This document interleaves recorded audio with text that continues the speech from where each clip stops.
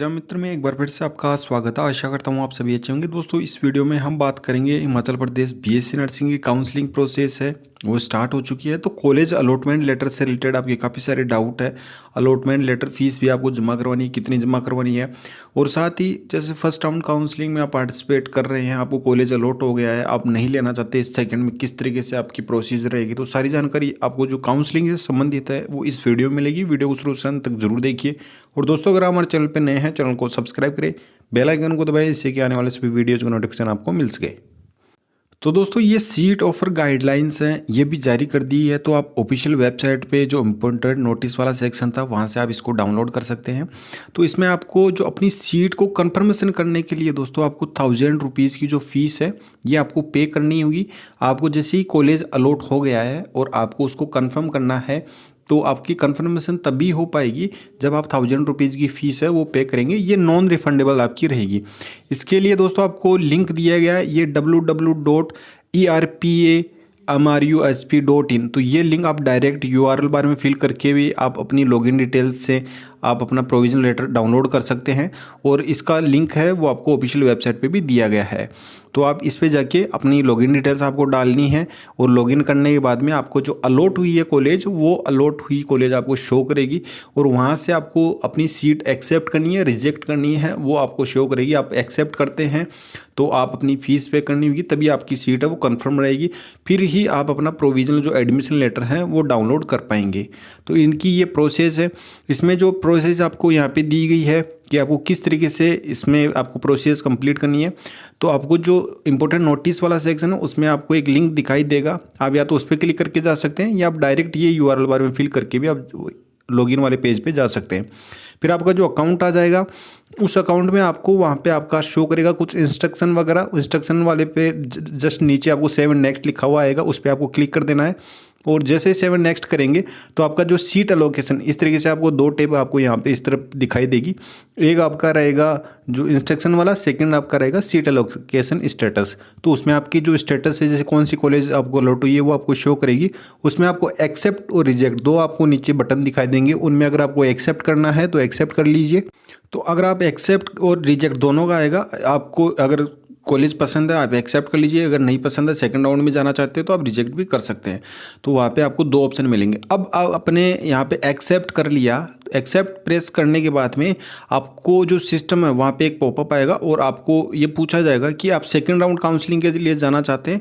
तो अगर आप जाना चाहते हैं तो यस करिए, नहीं जाना चाहते तो आपको नो करना है। वहाँ पे यस और नो का आएगा।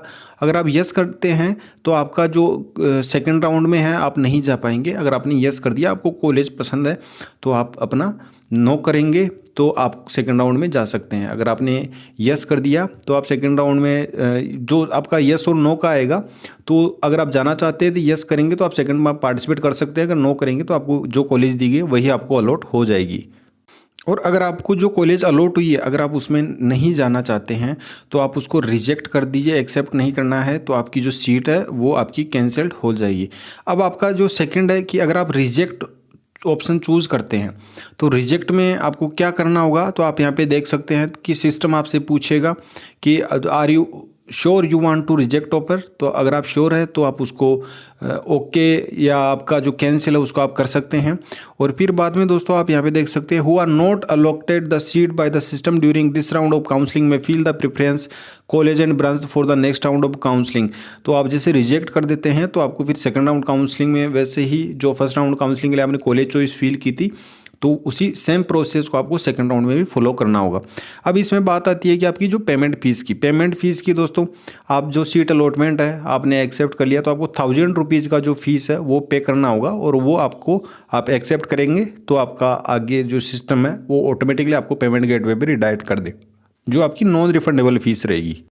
पेमेंट फ़ीस के बाद में दोस्तों आपको प्रोविजनल एडमिशन लेटर डाउनलोड करने का लिंक आएगा। तो वहाँ से आप अपना जो एडमिशन लेटर है, अलॉटमेंट लेटर है, वो आप डाउनलोड कर सकते हैं। उसमें आपकी सारी डिटेल्स में लिखी रहेगी कि आपको कब अलॉटमेंट लेटर लेके और रिपोर्टिंग करवानी है, आपकी सारी फीस वगैरह सारी, और जो कॉलेज आपको अलॉट हुआ है उस कॉलेज की टाइमिंग, सारा सब कुछ आपको उस अलॉटमेंट लेटर में ही रहेगा।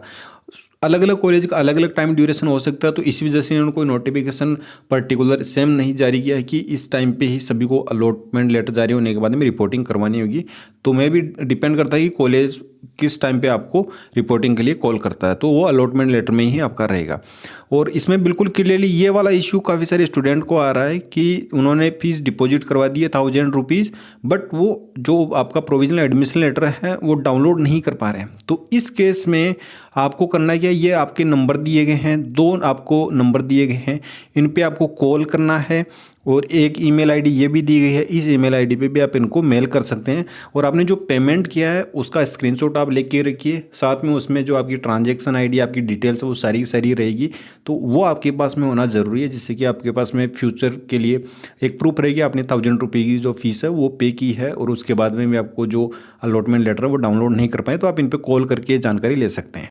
और इसमें दोस्तों आपने जैसे एक बार आपने 1000 रुपीज़ की फ़ीस पे की, फिर आप सेकंड राउंड में भी पार्टिसिपेट करना चाह रहे हैं, तो आपको केवल फर्स्ट बार आपने 1000 रुपीज़ फीस पे किया, तो सेकंड बार आपको फीस पे नहीं करनी होगी, आप केवल सेकंड राउंड में पार्टिसिपेट कर सकते हैं।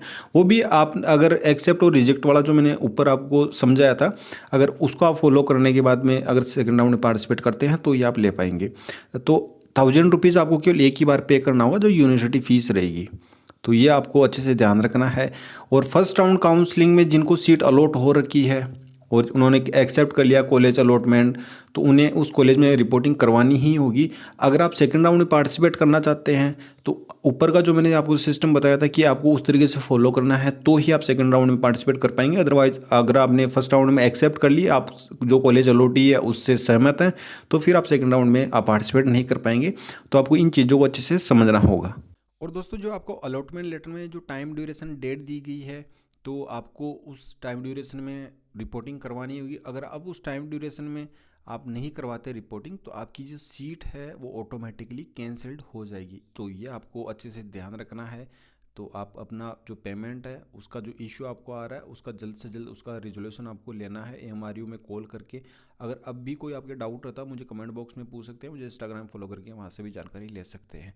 वीडियो पसंद आई वीडियो को लाइक करें, शेयर करें। धन्यवाद। जय हिंद, जय भारत।